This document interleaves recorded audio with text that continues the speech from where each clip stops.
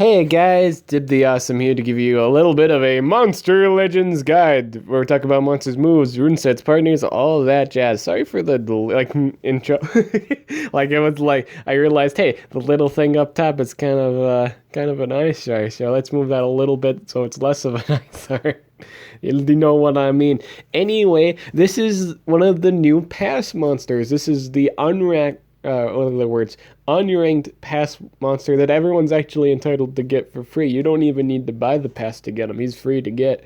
I'm going to go over why you should probably get him. Let's say you don't get the pass at all. It's like, I want to pass up on this pass. The pass monster that's, the pay one, doesn't seem all that great to me. Hey, this monster is free for you to grab, and I will say it's worth your time if you did not get Froma. I will say if you missed out on Froma, you get this monster immediately. It is really good. Once you get it finished, like it's basically Froma, but with less cooldowns. I will say it's basically the same concept, with a few alterations. It's not exactly Froma bada bing bada boom, has all the same stuff. No, it's got a few different things to it, and I'm going to talk about them today.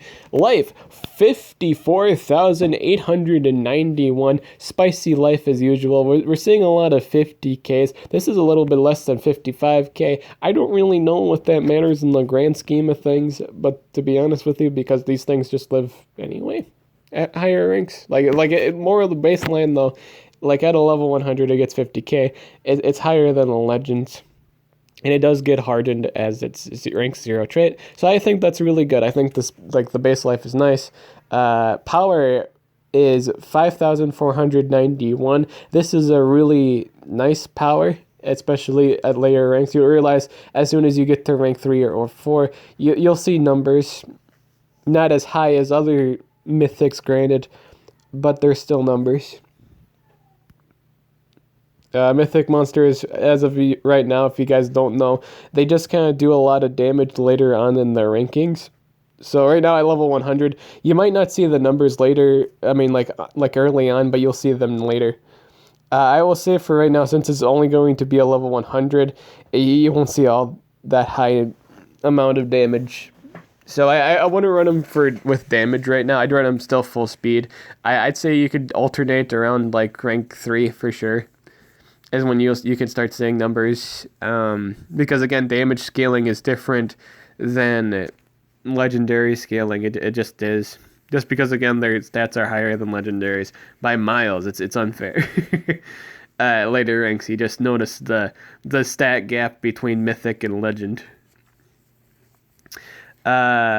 For speed, 4,857, a few points. I don't know if it's faster. I actually forgot if it's whether or not it's faster or slower than Froma. I want to say it's slower. I think hers was like 75. I think this is a few points shy of hers. This might matter if it was, let's say, in a fully ranked situation, but not all fields are equal, and this is still a really nice speed, depending on what other setup you have for your team, and that's all right and fine. I don't know if it matters too much in the grand scheme of things if he's slightly slower or slightly faster than Froma. Again, runes alternate like this entirely. You could be fighting a team that's running full team speed with the other two monsters, and you could just be running one set of full team speed and this thing at full speed. And hey, it doesn't matter anymore. You're still slightly outsped because the other team's running another monster with team speed. So trait hardened. Hardened is 25% less likely to get hit with ailments, if I'm not mistaken, or status effects. This is universal. DOTs, control, debuffs, whatever have you. You're just less likely to get hit by them. I think it was like 20 or 25. I think it was 20 though, to be honest. I think 25 is like unique things like orc or demon. Rank 1, you get freeze immunity. Now, freeze immunity is extra spicy because that means you're extra spicy against one of the new exclusive buy monsters that's for mythics right now, which is Abysmus. So this is kind of a nice thing to bring to a business fight. If you're dealing with something that doesn't instantly kill you, right? Like, as long as the field is relatively sane, you'll live through Yeah, at least you won't get frozen if you live through a DOT attack, right? You won't be completely destroyed, or chain frozen. So this is a good answer to the new, one of the new like $100 buy rank 3 mythic monsters. It's nice. I won't say you will instantly win right away, but you have a chance to not be frozen to death. So this is nice. It's also good against just universal freezers, like just outright, like water monsters in general have the tendency to freeze, or like the team race monster Liama. Liama. It's a dragon team race monster. It can freeze, and this thing is immune to freeze, so you can't freeze it unless it has like trait disable or something. And then at rank 3, it gets the spicy 50% damage reduction.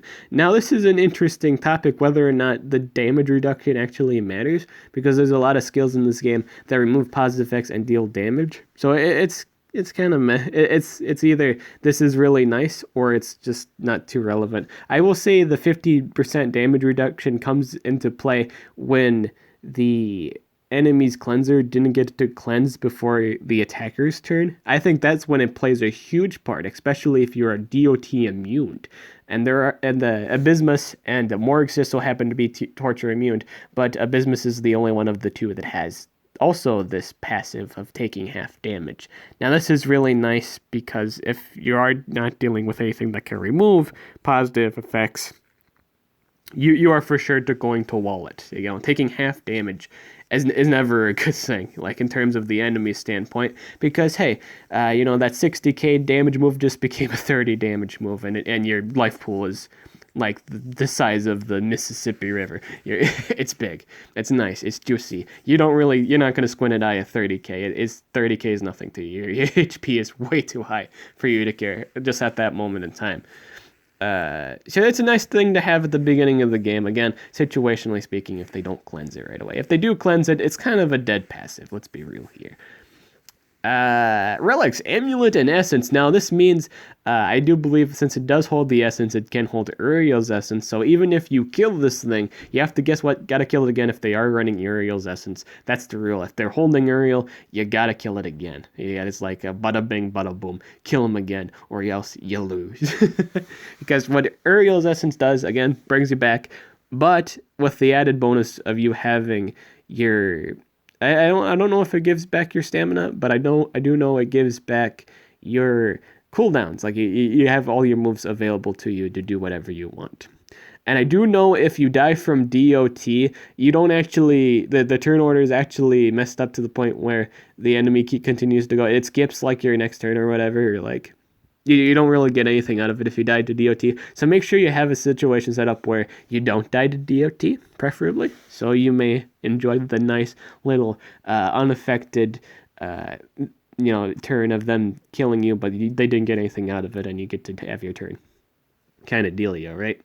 And then Amulet. Amulet's nice because you can run Supercharged Amulet, and being the fact these things have high stamina caps to begin with, you just get more. Not only do you get more stamina, your recharge pool is just high, and you'll be able to move without worrying about stamina. That's kind of the OP thing with these mythic monsters, is each time you rank them up, their stamina cap gets higher and higher and higher. Because again, their stats are supposedly supposed to be better than legends to begin with, and that just means you have a good cap scaling, and it's great. At some point, you don't even care about stamina draining relics. So that being added to the stamina pool with Supercharged Amulet, you just get to move more. You don't have to worry about just enemy trap relics. It's nice.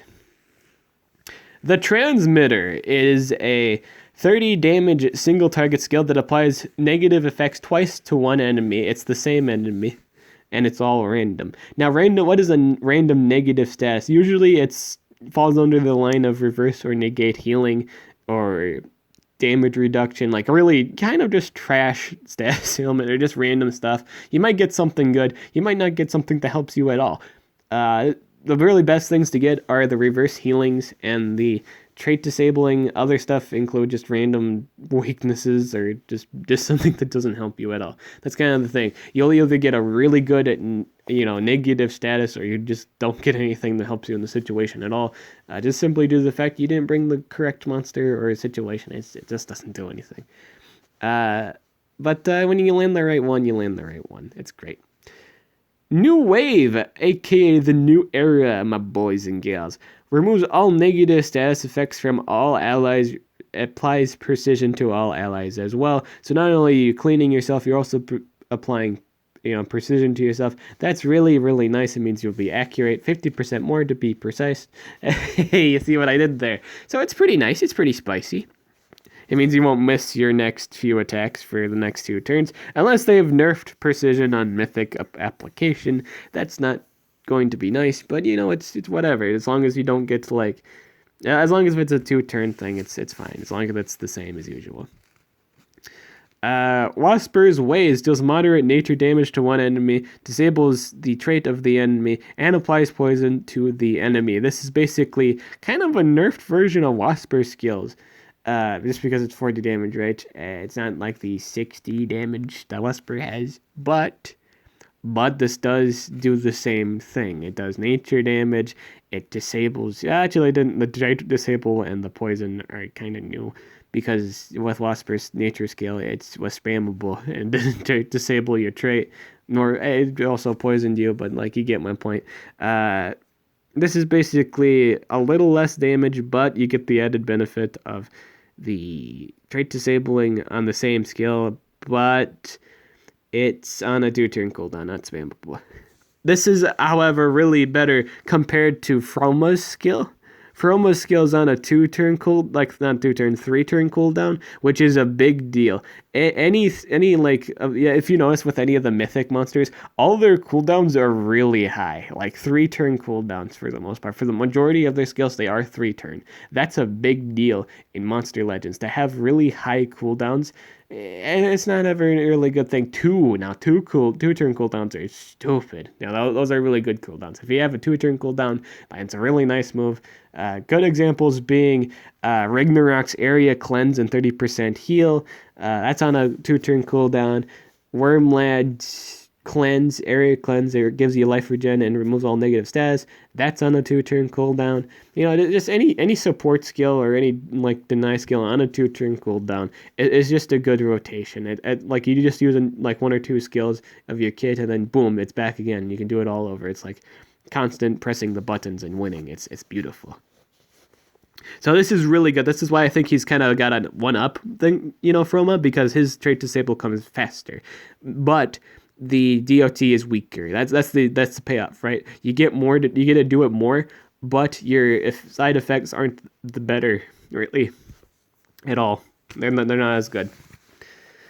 But I think it's better. I think it's better in terms of the utility sense. You don't have to really do curse damage to win. You just need to turn off their traits. That's a big deal. That's the biggest deal of all. You just need to turn off people's traits. That's all you have to do, priority wise.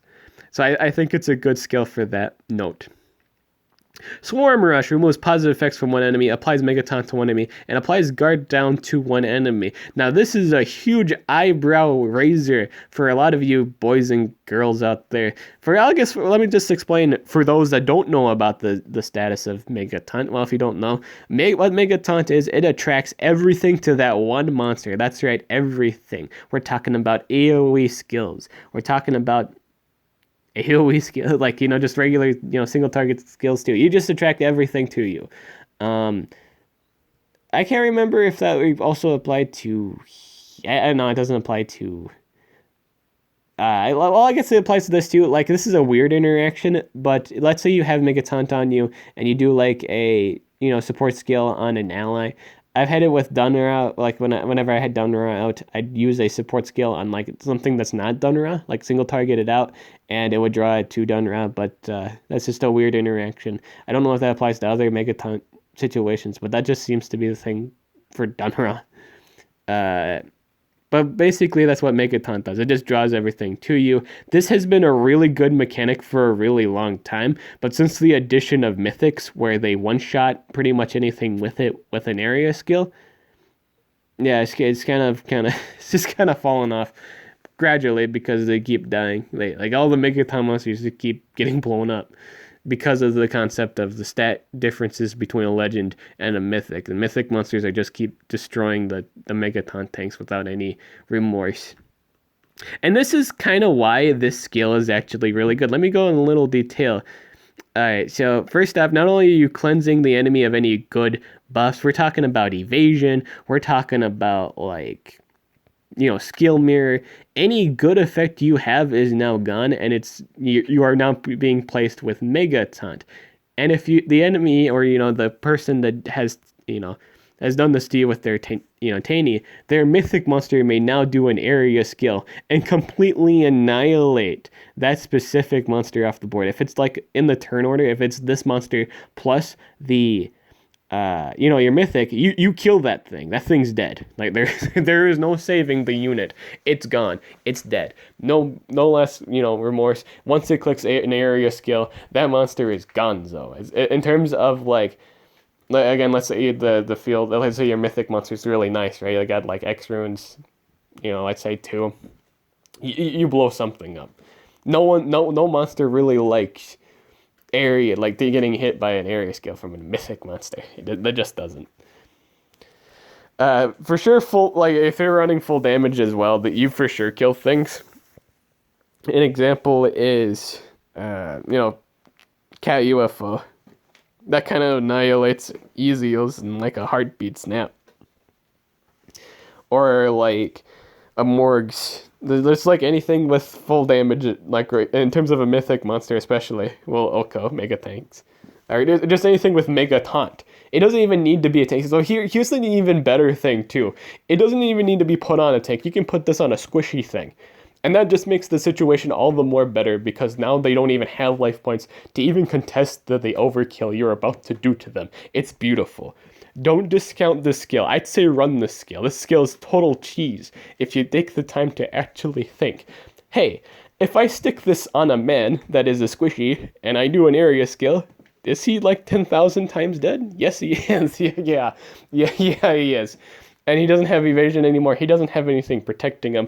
This skill is dumb. This skill is really good. Don't discount it. And on paper, this doesn't look like the most logical thing to do, sticking Megaton on, because it's always a good thing, right? Because you protect the other monsters. Well, if you put this on a thing that, needs to not have it on, that's really great. And that's really advantageous. You're using this this is more so an advantage to you, because you're not giving them this for free. You're giving this to them to punish for it. Because again, with mythic monsters, they punish Megaton. And this thing just gives Megaton. It's truly. It's very dumb. Put this on like the new Neobuki monster. Hey, Dib, that doesn't sound like a smart thing. Really, though, but what if you go next in the turn order with your new mythic monster, and hey, you blow it up. There we go. It's gone. It's really toxic. It's dumb. Do run the skill. Do give this a shot. Do test it. It's something worth, messing around with. Sweet Juice deals moderate nature damage to all enemies, applies poison, and applies daze to all enemies. I'd say this is a skill you don't necessarily have to run, simply due to the fact it's a very kind of basic nature skill. This does actually nerf the damage quite a bit if you aren't resistant to poison or daze. So consider that. I don't know if I started. Wait a second. But then... Yeah, again, this is just kind of something you want to. I think this is something good to bring up in later ranks. I don't think he's good baseline, though. I'd say pass it if you're level 100. Consider it if you're ranked 130 or high, rank 3 or higher, right? Hurting Hand, it removes positive effects from all enemies, deals low magic damage to all enemies, applies blocked positive effects to all enemies. And here is why it's another good kind of thing to go over Froma, because with Tayni here, it also blocks positive effects, so you even cancel out any more additional goodies from Neobuki. So the thing with Neobuki and or the new, Akuma Buki or whatever, it's just the evil version of Neobuki. It's very, very good. Their dealio is they can, their effects are protected, right? But the thing is, you can keep them from getting new effects by positive effect blocked. No, I don't think this goes for like cleanse and then apply the effects. It doesn't work for those kind of situations. But any kind of really, really good skill that new Neobuki has, like that doesn't cleanse before applying the goodie, they don't get the goodie. Like that's a big deal. Like that's so huge.